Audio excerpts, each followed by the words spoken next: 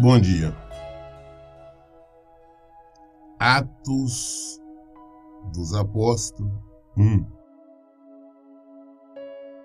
Atos dos Apóstolos, capítulo 1.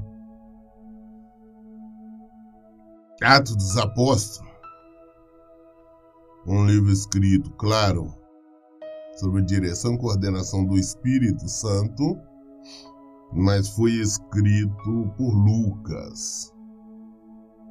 Lucas era um médico, um cientista ali da época. Ele escreveu primeiro o evangelho que leva o seu nome, né, o evangelho de Lucas, e depois então esse livro de Atos dos Apóstolos. Nós vamos ver que ele escreve e fala para uma determinada pessoa, o Sr. Teófilo, que acreditamos, tá?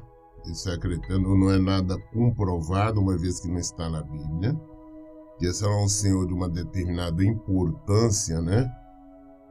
Tanto autoridade como financeira na época, que teria financiado as pesquisas de Lucas, porque Lucas não andou com Jesus, ele não estava ali entre os apóstolos, os discípulos de Jesus, tá? E em nenhum momento se refere a ele como apóstolo. Ele não era um dos 12, ele não estava andando com Jesus. Depois disso, então, que ele investigou, fez uma investigação muito séria, muito apurada sobre tudo. Se vocês observar, o Evangelho de Lucas, né? Ele é mais completo, ele tem mais detalhes do que os outros, tanto de Mateus quanto Marcos ou João. Por quê? Porque ele não está falando do que ele viu, mas sim daquilo que ele pesquisou, ele investigou, perguntou, anotou para escrever. Então ficou mais apurado, foi um trabalho, digamos, da época, um trabalho científico. Então ele escreveu então Atos e depois escreveu Lucas, o Evangelho de Lucas, depois então o livro de Atos dos Apóstolos. Atos dos Apóstolos é exatamente isso.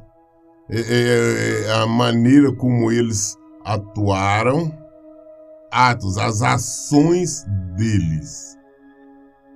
É que apesar de fala muito sobre Paulo, mas não é sobre Paulo, assim, sobre o Atos dos Apóstolos, como fala de Pedro, de João, de todos os outros, né? Então esse é um livro de Atos dos Apóstolos, segundo as pessoas é um livro ainda incompleto, porque todos aqueles que foram chamados em missão do Senhor têm que mostrar os seus atos, né, diante do Senhor e diante do mundo. Versículo 1 começa dizendo assim: em meu primeiro livro, caro Teófilo, escrevi a respeito de tudo que Jesus começou a realizar e a ensinar, até o dia em que foi elevado aos céus, logo após haver entregue seus mandamentos por intermédio do Espírito Santo aos apóstolos que havia escolhido. Então ele inicia dizendo que, falando, como eu disse, nós não sabemos, eu não sei quem é esse Teófilo, né? E ele fala em seu primeiro livro, qual que é o primeiro livro dele? É o Evangelho de Lucas, né? O segundo evangelho, o terceiro evangelho da Bíblia. É Marcos, Mateus, Marcos, Lucas e João. Então, é o terceiro evangelho. Então, o que ele diz? No primeiro, ele escreveu tudo a respeito de Jesus, o que Jesus começou a realizar e a ensinar. Jesus realizou inúmeros milagres, operou inúmeros sinais, né? Ele curou enfermo, libertou ali pessoas endemoniadas, curou leprosos, fez uma série de e também ensinou, que a maior parte do tempo Jesus estava ensinando, pregando o evangelho, apresentando o reino de Deus. Foi para isso que Jesus veio. Então, o Lucas está falando que ele escreveu tudo, né, no primeiro livro, né, como nós sabemos, e colocou até o dia que ele foi elevado aos céus, logo após haver entregue mandamentos por intermédio do Espírito Santo aos apóstolos que havia escolhido. Jesus, depois de ressuscitado, ele apareceu, depois no espaço de 40 dias, Jesus apareceu 13 vezes. Ele não apareceu só para aparecer. Primeiro, por que a aparição dele? Primeiro, para mostrar que ele estava vivo, que ele tinha ressuscitado. Segundo, para dar mandamento, ordens e ensinamentos para os apóstolos, encarregar ele de missão, as missões de pregar o evangelho toda parte. Deu missão ainda, né, novamente, trazendo a memória deles, que Jesus disse que antes de vocês saírem em missão, primeiro esperam ser capacitados. Nós vamos ver como ele disse, né? Jesus tinha dito para ele, falou, olha, vocês ficam quietos em Jerusalém, não saiam até receber poder do alto, até receber o Espírito Santo. E eles receberam isso no dia que se comemora o dia da festa de Pentecoste, uma festa judaica. Então Jesus falou, antes disso vocês não saem em missão não. Depois então vocês vão sair, né?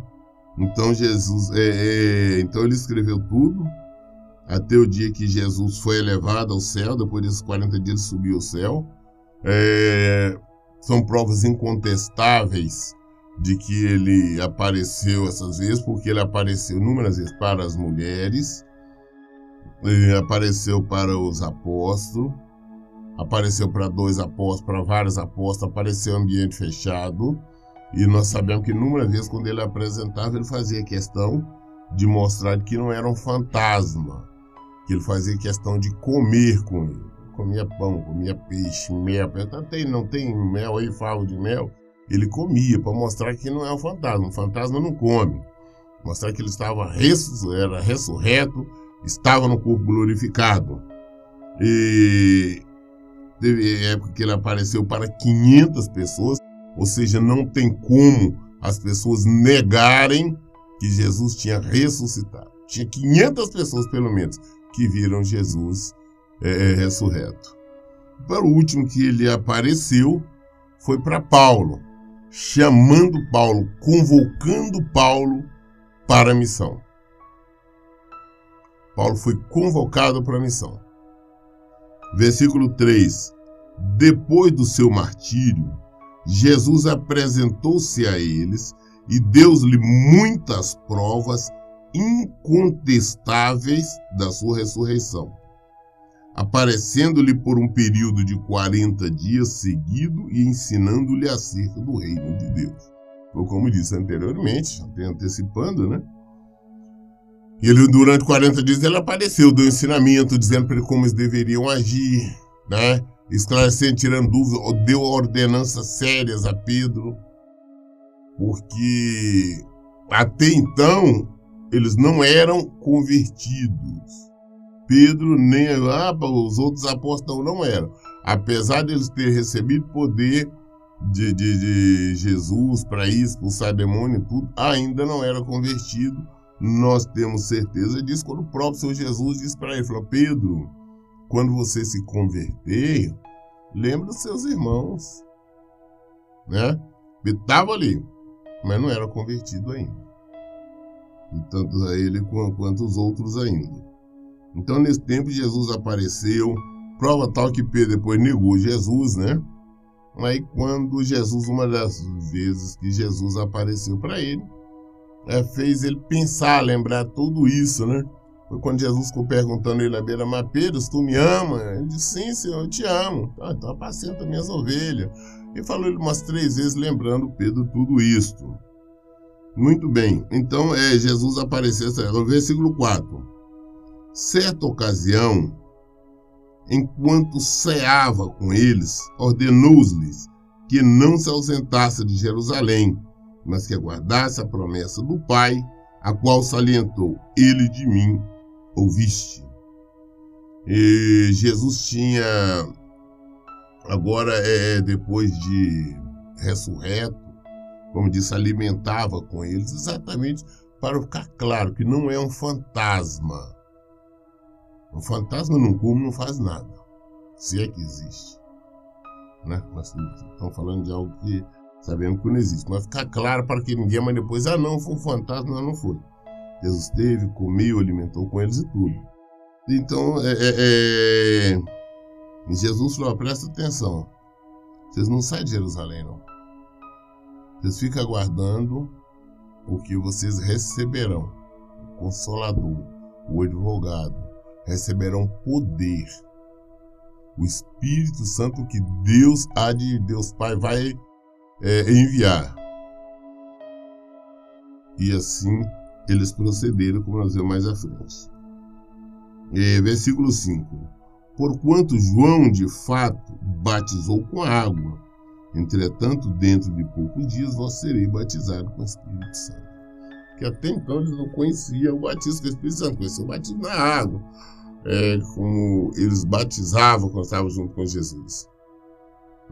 O batismo de João Batista e tudo mais. Mas não conheciam. Jesus falou: vocês aguardem, serão batizados com o Espírito Santo. Então, antes das pessoas saírem, eu vejo muitas pessoas sendo animadas, às vezes da empolgação.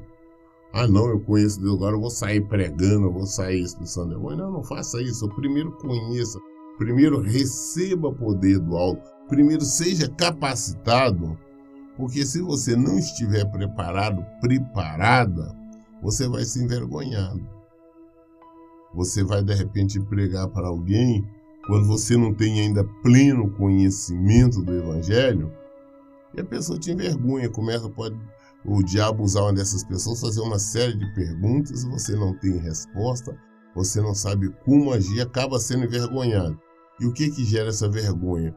A pessoa ali coloca uma situação tão difícil, digamos assim, numa saia justa, que você acaba saindo de lá com sua fé enfraquecida, não é capaz dele ter certeza, é mesmo, e você acaba se afastando, se desviando do Senhor. Da mesma forma, não tente, não estou expulsando demônio aqui, eu vou expulsar demônio que eu conheço. Não faça isso, porque nós temos exemplo que na Bíblia mesmo, pessoas não estão revestidas com o poder de Deus, com o Espírito Santo de Deus.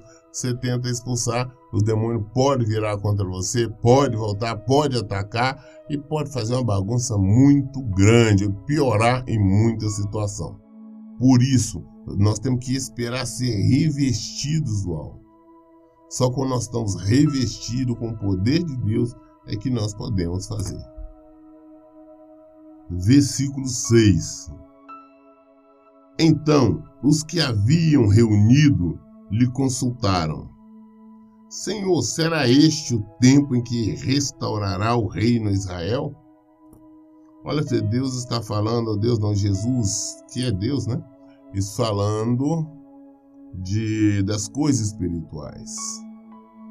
Mas a preocupação dos discípulos ainda era materiais, porque eles tinham entendimento, acreditavam que Jesus que ia libertar Israel. Só que a libertação que eles acreditavam era uma libertação física, uma vez que Israel estava sob o domínio de Augusto César, né? Sob o domínio ali de Roma. Então o povo estava querendo uma libertação, falando: Jesus vai ser o nosso libertador. Por isso que eu falo, nós temos que entender as Escrituras, ler a Bíblia e procurar entender de forma clara. Porque apesar daquele povo, naquela época, lerem, eles não entendiam que Jesus viria para libertar o povo do pecado, libertar do erro. E eles estavam querendo um libertador imediato. Então, quando a Bíblia, por exemplo, nos fala que o Senhor veio para curar nossas feridas. Então você fala: não, ele vai curar todas as enfermidades. Eu já vi pregadores, vários, Ah, não, se você é um servo do Senhor, uma serva do Senhor, você não pode ter nenhuma doença, não pode ter nenhuma enfermidade. Pera aí, é mentira, porque não existe essa promessa do Senhor. E nós temos vários exemplos na Bíblia de várias pessoas, grandes homens de Deus que tinham essas enfermidades, tá?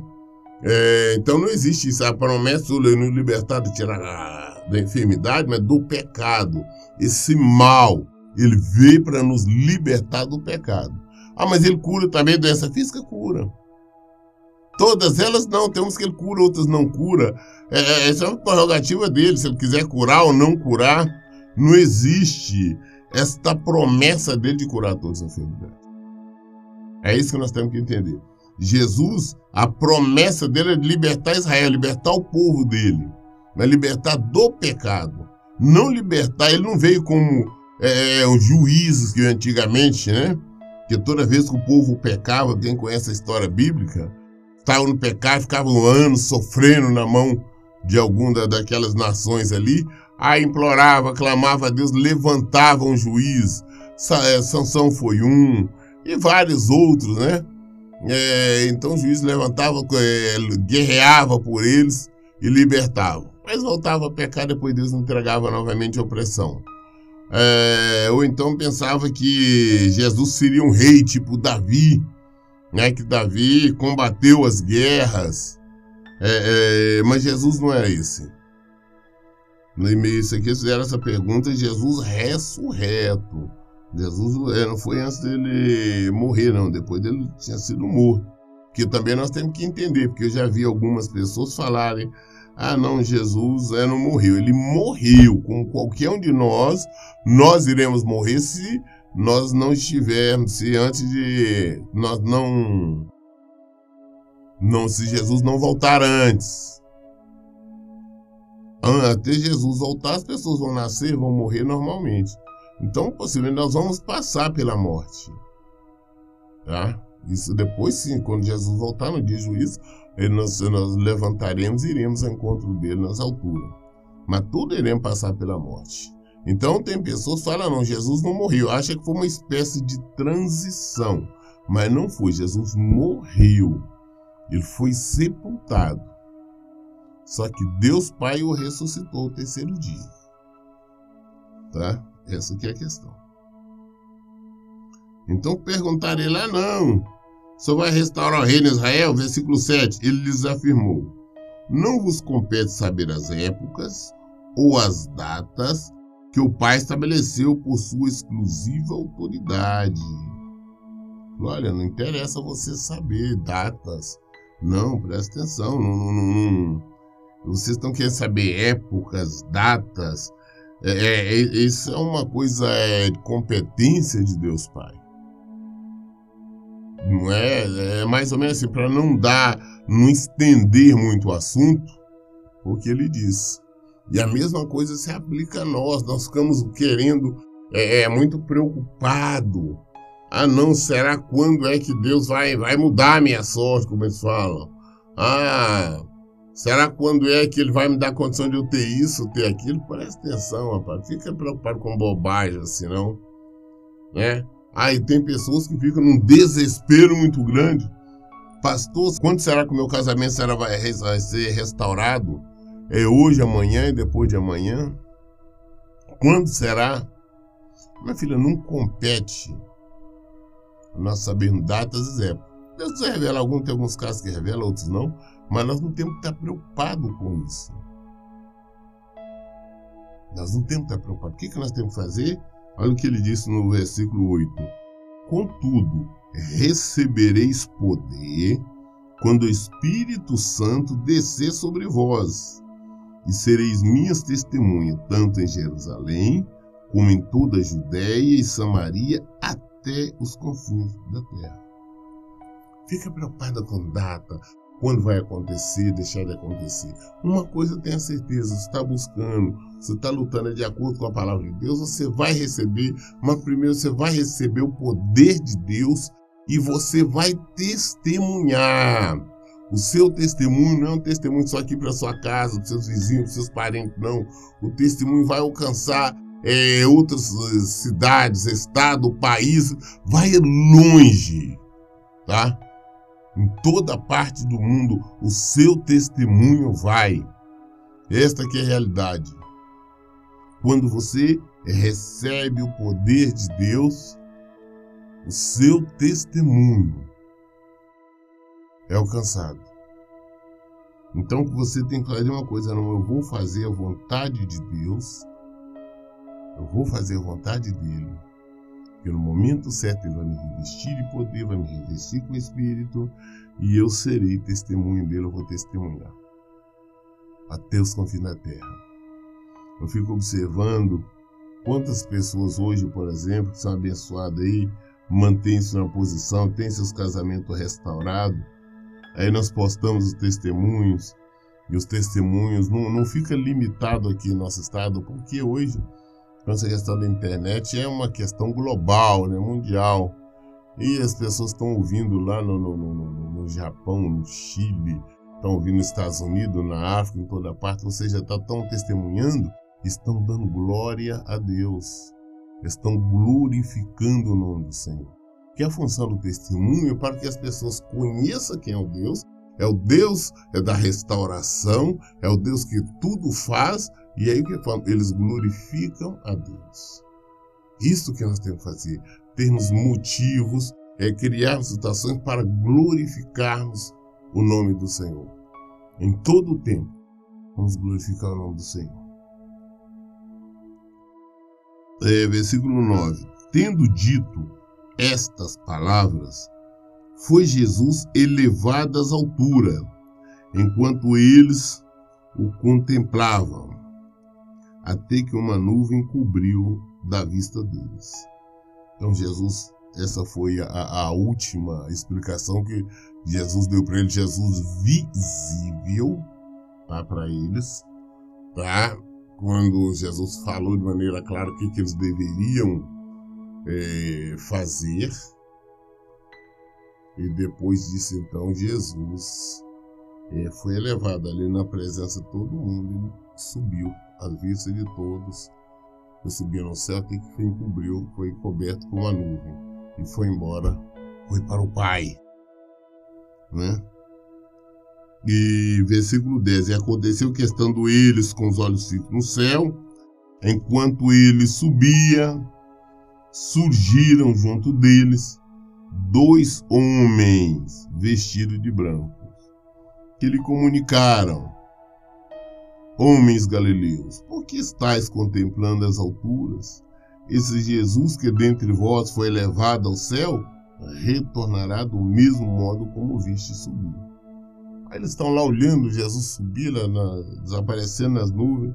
Então apareceu 2 anjos e falaram: por que vocês estão galileus? Por que vocês estão olhando, preocupados com ele, com Jesus subir ao céu? Porque da mesma forma que vocês estão vendo ele subir, ele vai descer novamente, ele vai vir novamente nas alturas e vai para buscar a sua igreja. E nós já estamos aguardando esse retorno. Jesus vai voltar, ele virá nas alturas, como ficou bem claro, né? Ele virá nas alturas, de vez dele descer até a terra, ele descerá até determinada altura e nós subiremos ao encontro dele. Tá? O que o anjo falou é que vai acontecer com certeza. Versículo 12. Então eles voltaram para Jerusalém, vindo do monte chamado das Oliveiras, que fica próximo a Jerusalém, a distância de cerca de 1 quilômetro. Assim que chegaram, subiram um grande aposento, onde se hospedavam. Estavam presentes Pedro e João, Tiago e André, Filipe e Tomé, Bartolomeu e Mateus, Tiago, filho de Alfeu, Simão o Zelote e Judas, filho de Tiago. Todos estes perseveravam unânimes em oração, juntamente com as mulheres, com Maria, mãe de Jesus, e com os irmãos dele. Então, eles estavam reunidos, né? Eles, assim que os anjos falaram com ele, que Jesus subiu, né? Os anjos falaram com ele. Eles retornaram então do Monte das Oliveiras para o lugar onde eles estavam hospedados em Jerusalém, salão enorme. E ali eles estavam sempre orando, todos juntos, orando, buscando. Estavam todos os 11 discípulos, 11 apóstolos de Jesus, 11 somente porque Judas Iscariote tinha morrido, tinha suicidado, né? Então era 11, além das mulheres, né? Estavam as mulheres, as mães de Jesus, né? Maria e outras, e com certeza Marta, Maria, e também estava alguns irmãos de Jesus, né? Podemos incluir ali Judas, Tiago. Eu sempre fiz questão de falar que Tiago veio servir o Senhor, veio ser uma coluna da igreja. Ele se converteu depois que Jesus ressuscitou, mas ele não era considerado um apóstolo. Apóstolos foram aqueles que foram convocados pelo Senhor. E aqui uma passagem interessante que, infelizmente, o tempo não vai dar condição de nós lermos toda hora explicar, mas eu vou explanar mais ou menos por alto. Aqui, Pedro, eles tentam escolher um para substituir Judas. Eles leram ali lá no Salmo que